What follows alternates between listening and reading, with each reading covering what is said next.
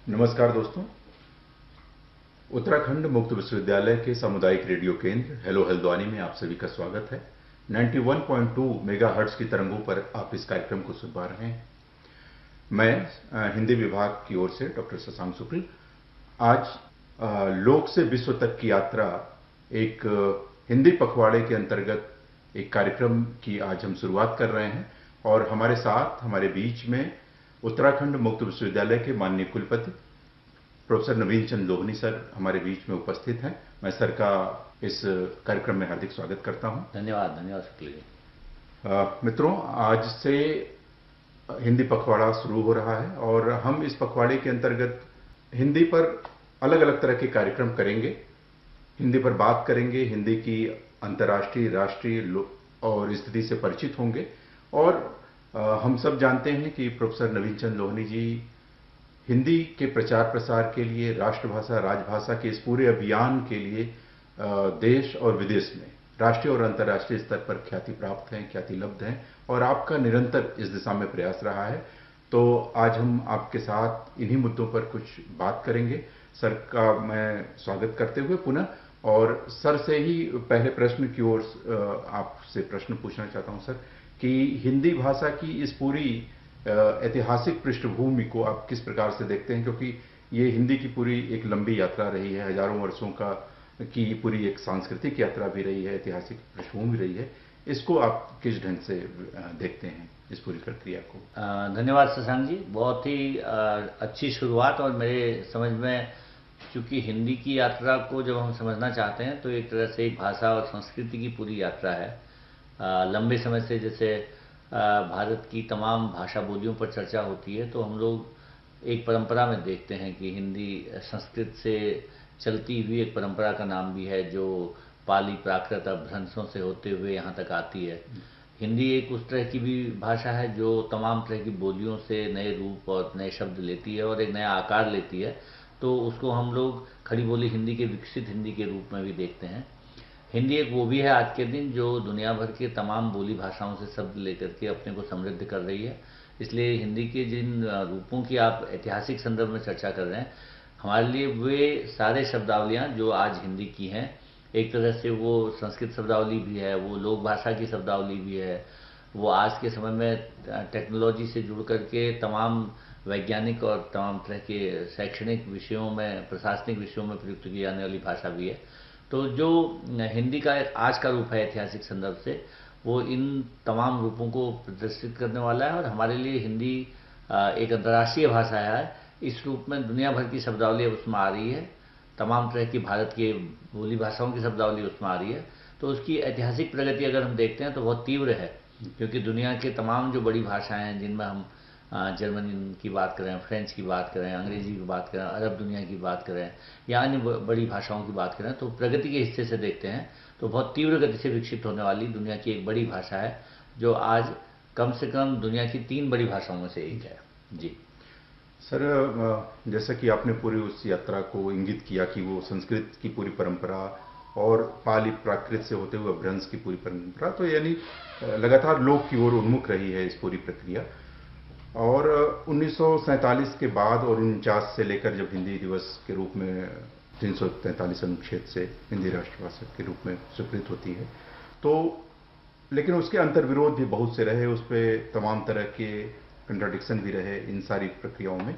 उस सारे प्रश्नों को लेकर हिंदी की अपनी संवैधानिक स्थिति, आज की स्थिति में आप किस ढंग से देखते हैं कि क्या वो भाषा का जो प्रश्न था, जो देश आज़ाद हो रहा था तब जो उठाया गया था भाषा को लेकर, वो प्रश्न आज पूरी तरह से समाप्त हो गए हैं, या कुछ हिंदी ने उसको अपनी व्यापकता के कारण या उदार चरित्र से उसको सम्मिलित किया है? मैं इस बात पर आपकी अभिमत जानना चाह रहा हूँ। मेरे ख्याल से हिंदी को संविधान में जब लाया गया तो कई तरह के उसमें चर्चाएं थी, कई तरह के सम्मतियां थी।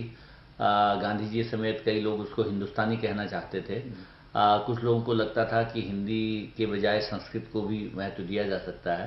क्षेत्रीय बोली भाषाओं पर भी पर्याप्त चर्चा हुई। अंग्रेजी हमारे सामने एक बड़ी भाषा थी उस समय, उर्दू उससे पहले की एक परंपरा की बड़ी भाषा थी जो प्रशासनिक भाषा के रूप में थी। तो संविधान की जो सभा है हमारी, उसमें भाषा वाला जो हिस्सा है उसका मैंने काफ़ी व्यापक अध्ययन भी किया एक दौर में, जब हम लोग एक प्रोजेक्ट कर रहे थे।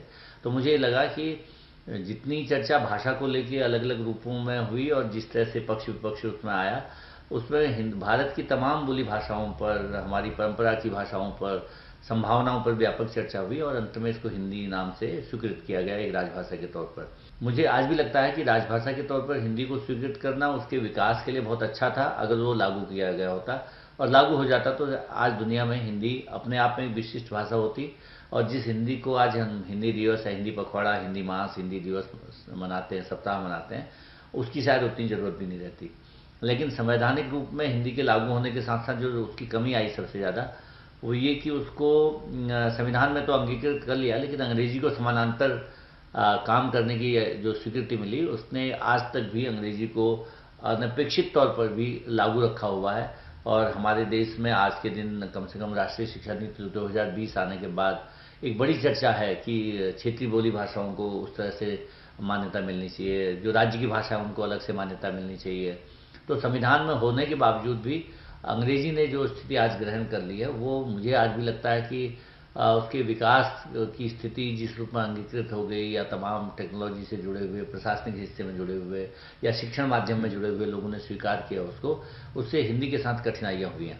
लेकिन अगर सरकार अपनी नीतियों को लागू करे, जो लिखी हुई नीतियाँ हैं जिनमें संशोधन करने की भी आवश्यकता नहीं है, तो राजभाषा के रूप में हिंदी स्वतः प्रतिष्ठित हो जाने वाली है। और अगर उसको राष्ट्रीय शिक्षा नीति के संदर्भ से भी देखें तो मैं समझता हूँ कि भारतीय भाषाओं में कोई आपस में ऐसा द्वैध नहीं है। हम लोगों को ये जरूर समझना पड़ेगा कि संविधान में हिंदी की जो स्थिति है वो देश की राजभाषा के तौर पर है। अन्य क्षेत्रीय भाषाएं या राज्य भाषाएं उन राज्यों की बड़ी भाषाएं हैं, महत्वपूर्ण भाषाएं, हमारे देश की बड़ी भाषाएं। बल्कि मैं तो कहता हूँ कि भारत की जितनी बड़ी भाषाएं वो मित्र भाषाएं हैं, उन सब का सम्मान करते हुए भी हिंदी को संवैधानिक रूप पर लागू किया जाना चाहिए। ऐसा करने से हमारे देश में न केवल राष्ट्रीय एकता का एक नया परिप्रेक्ष्य खुलेगा, बल्कि एक अंतर्राष्ट्रीय तौर पर भी हमारी जो संवैधानिक भाषा है उसको मान्यता मिलेगी। जी, बहुत अच्छा सर, आपने मित्र भाषा एक बड़ा अच्छा शब्द दिया हमारे श्रोताओं को। आपने एक संकेत किया सर कि नई शिक्षा नीति, राष्ट्रीय शिक्षा नीति ने मातृभाषाओं को बहुत महत्व दिया है। तो कई बार इस तरह के प्रश्न कि मातृभाषा या क्षेत्रीय भाषा के उभार में से हिंदी की अपनी जो व्यापकता है, या उस पर कुछ इस तरह की चीज़ें, या कई बार खासतौर से दक्षिण भारतीय भाषाओं के संदर्भ में अभी कुछ दिन पहले भी वहाँ पे विरोध की लहर या खबर आई थी कि दक्षिण भारत में वहाँ के राजनेताओं द्वारा विरोध हुआ। तो राष्ट्रीय शिक्षा नीति के संदर्भ से ही मैं जानना चाह रहा था, या आपने थोड़ा संकेत किया, थोड़ा और विस्तार से अगर हमारे श्रोताओं को आप बताएं कि राष्ट्रीय शिक्षा नीति में मातृभाषाओं की इस व्यापक उभार में हिंदी की अपनी जो व्यापकता है, या वो कहीं प्रभावित होगी, या दोनों सहधर्मी रूप में साथ चलने में सक्षम होंगे?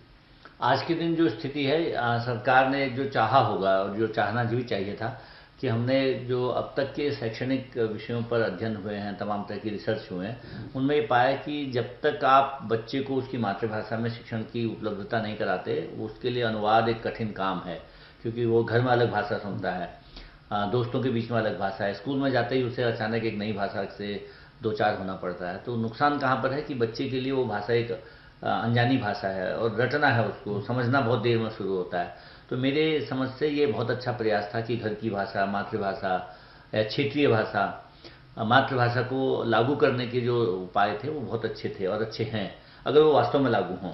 खासतौर से गैर हिंदी भाषी राज्यों में इसको बड़ी तेज़ी से लागू किया गया। मैं पिछले 4 साल से एक प्रोजेक्ट कर रहा हूँ इस विषय पर कि अलग अलग राज्यों में हिंदी राज्य भाषा के तौर पर आने के बाद वो स्थिति नहीं पा पाई, बल्कि जिन राज्यों में अन्य भाषाएं राज्य भाषाएं थी उनमें राष्ट्रीय शिक्षा नीति की इस पॉलिसी को तुरंत लागू किया गया। पंजाब में बहुत अच्छा काम हुआ इस पर, इसमें तमिलनाडु और केरल में या कर्नाटक में अपनी राज्य भाषाओं को लेकर अच्छा काम हुआ, महाराष्ट्र में हुआ। लेकिन पैरेलल ये कोशिश की जाने लगी जैसे इसके समानांतर अगर हिंदी आ जाएगी तो कुछ राजनीतिक तौर पर बहस और मुबाहिसा शुरू हो गया एक तरह से। मैं आज भी समझता हूँ राजनीतिक मुबाहिसा ही है, क्योंकि वे सब लोग जानते हैं कि अगर किसी भी नागरिक को भारत में राष्ट्रीय स्तर पर काम करना है तो हिंदी उसके लिए ज़रूरी भाषा है, और अगर उसको अंतर्राष्ट्रीय स्तर पर भी आज के दिन जाना है तो भारत की एक महत्वपूर्ण भाषा होने के नाते हिंदी जानना उसके लिए विशेषता का काम हो जाएगा। तो मैं आज भी ये समझता हूँ कि क्षेत्रीय भाषा में प्राथमिक अध्ययन होना चाहिए। राष्ट्रीय स्तर पर हिंदी को दूसरी भाषा के तौर पर लागू करना चाहिए।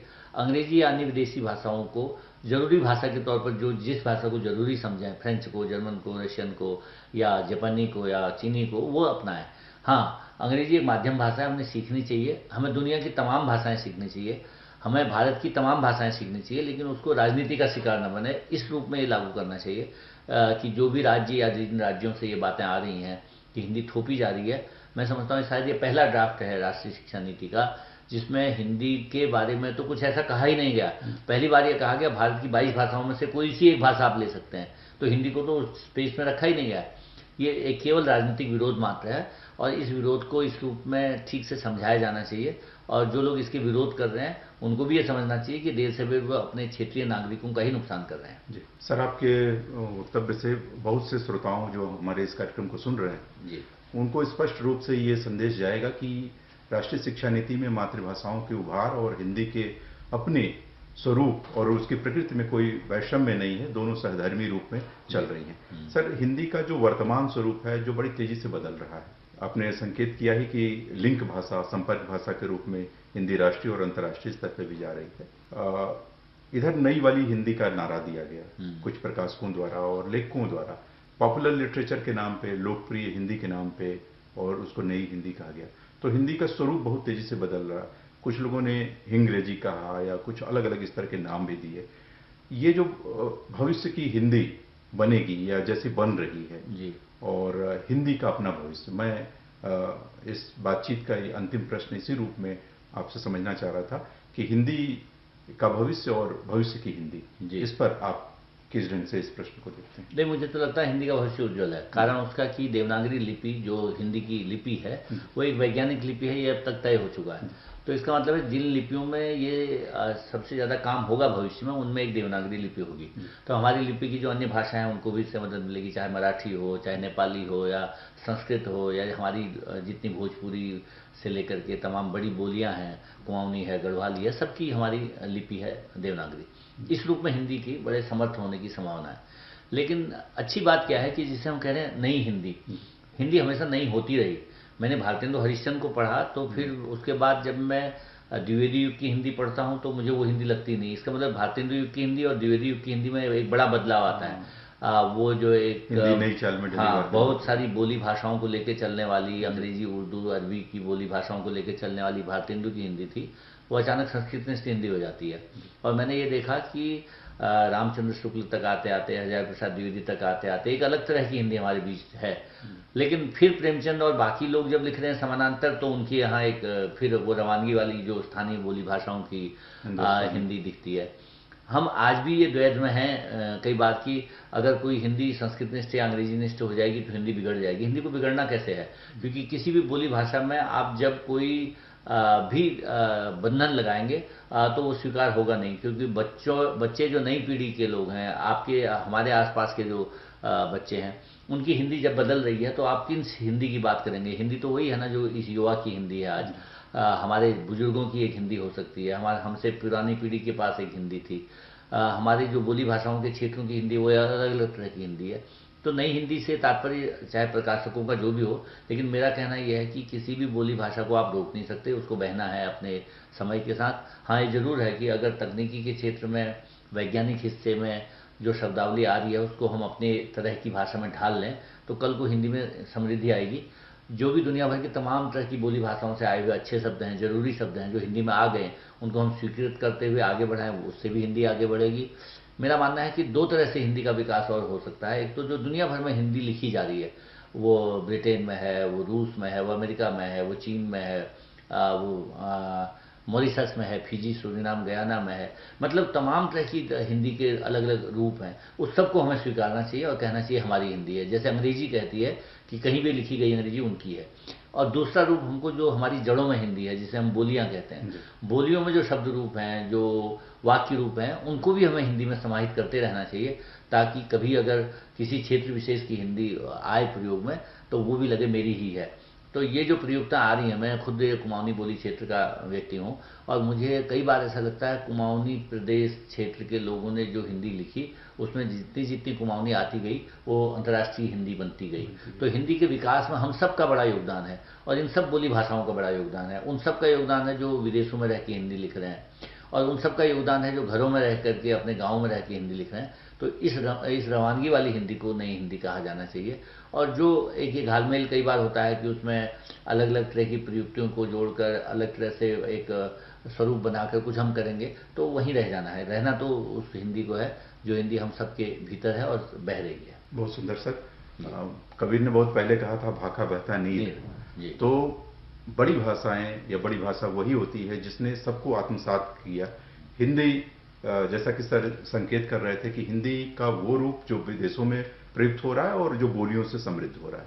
तो ऐसे व्यापक भाषा की अपनी विशेषता को लिए हुए हिंदी पर सर का ये एक बहुत अच्छी बातचीत रही, और हम इस कार्यक्रम को लोक से विश्व तक की इस श्रृंखला में हिंदी पखवाड़े के अंतर्गत इस कार्यक्रम को संचालित कर रहे हैं।